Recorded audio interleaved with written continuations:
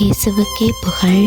இயேசுவில் பிரியமானவர்களே, இன்று நம் ஆண்டவர் புலம்பல் 3ஆம் அதிகாரம் 31ஆம் வசனத்தினூடாக இவ்வாறு நம்மோடு பேசுகின்றார். என் தலைவர் என்றுமே கைவிட மாட்டார். ஆம் பிரியமானவர்களே, எங்களுடைய வாழ்க்கையில் ஒவ்வொரு நாளும் புது புது அனுபவங்களூடாக நாங்கள் கடந்து சென்று கொண்டிருக்கிறோம். பல சவால்களுக்கு மத்தியில் வாழ்க்கையை நடத்தி கொண்டிருக்கிறீர்களா? பொருளாதார பிரச்சனையால் அன்றாடம் கஷ்டப்பட்டு கொண்டிருக்கிறீர்களா? எங்களோட குடும்பத்துக்கு மட்டும் விடுதலை கிடைக்கதில்லையே, பிரச்சனைக்கு மேலே பிரச்சனையாகவே இருக்கே, முன்னேற்றத்திற்காக தொடங்குகிற காரியங்கள் எல்லாமே வாய்க்கதில்லையே என்று புலம்பிக் கொண்டிருக்கிறீர்களா? படித்த படிப்புக்கு ஏற்ற வேலை கிடைக்கதில்லையே என்று கவலைப்படுறீங்களா?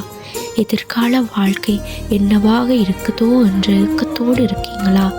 வயதாகி கொண்டே போகுது, திருமண காரியம் ஒன்றும் அமையதில்லையே என்ற கலக்கத்தோடு இருக்கீங்களா? திருமணமாகி நாட்கள் ஆண்டுகள் போய்கொண்டே இருக்கே, ஒரு குழந்தை செல்வம் கிடைக்கதில்லையே என்ற கவலையோடு இருக்கிறீங்களா?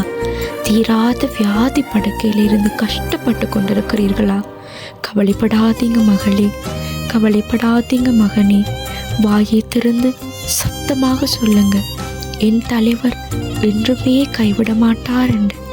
என் குடும்பத்தை, என் உறவினர்களை, என் நண்பர்களை ஒரு போதும் கைவிட மாட்டார் என்று மனசார சொல்லுங்க. அனுதினமும் நம்மை நடத்துவார். அவரை நோக்கி துதிப்போரை அவர் ஒரு நாளும் கைவிட மாட்டார். நம்மேல் உள்ள நுகத்தை அவர் நீக்குவார்.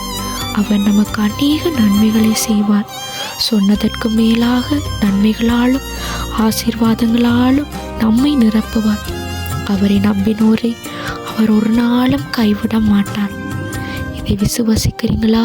முழு மனதோடு ஆமேன் சொல்லுங்க. இயேசுவின் நாமத்தினாலே ஆமேன்.